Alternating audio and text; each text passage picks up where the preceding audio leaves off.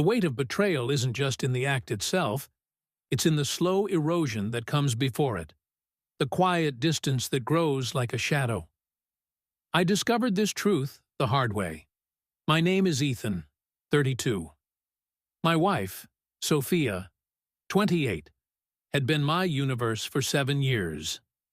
We shared everything: mountain hiking, road trips to coastal towns, evenings at the symphony, and quiet mornings overlooking Lake Michigan.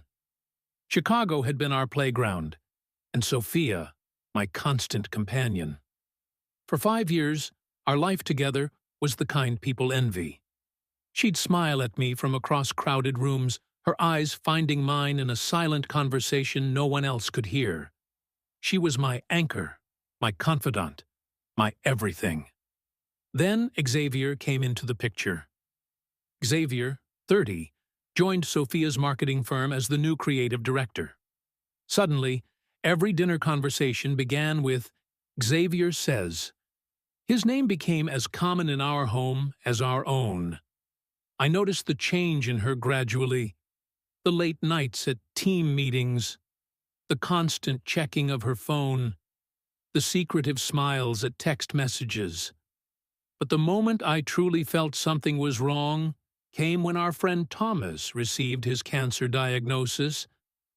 Thomas had been part of our lives since college.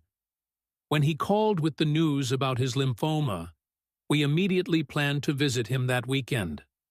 But the night arrived, and Sophia was nowhere to be found. My calls went unanswered. I went to Thomas's alone. When I finally reached her colleague Olivia, she let slip, "Oh, she and Xavier were the last ones here, but I left around 9. When Sophia eventually came home after midnight, her eyes wouldn't meet mine as she claimed the entire team had stayed late. The lie hung between us, the first crack in our marriage. Over the following weeks, that crack widened. Her affection vanished.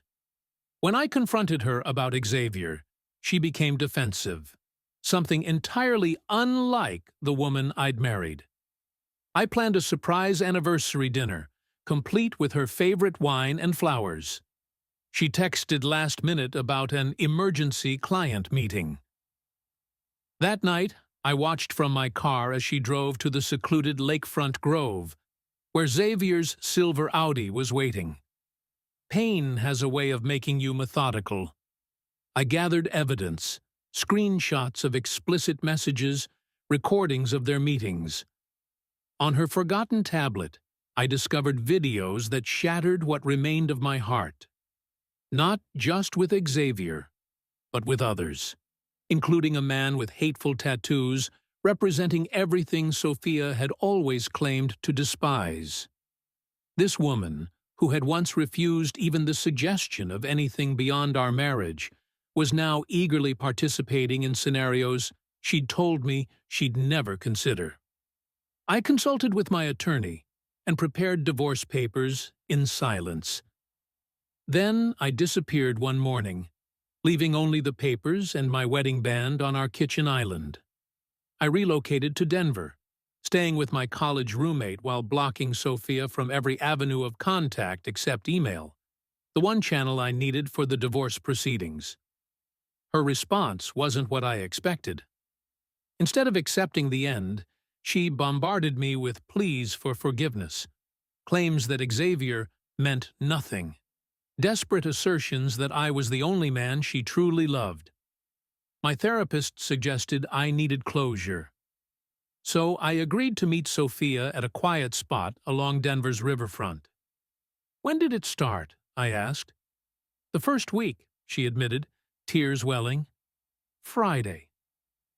"Did you bring him to our bed?" "Yes," she whispered. What followed was a confession that left me stunned. Xavier had methodically targeted her from the beginning, asking pointed questions about our marriage within days of meeting her. "He could have had anyone," she explained, "but he made me feel special. When he looked at me across the office, I felt alive in a way I hadn't in years." "You had everything with me." "I know," she sobbed. But he became like a drug. He showered me with compliments, took me to exclusive places, and each time he'd compare it to what you couldn't provide. The most devastating revelation: Xavier had never wanted Sophia for herself. He was a predator who specifically targeted happy marriages as a challenge. He deliberately turned her against me, against her own values, against herself. After our meeting, I learned that Xavier had been reported to HR by multiple employees for similar behavior. He'd left the company under a cloud of allegations.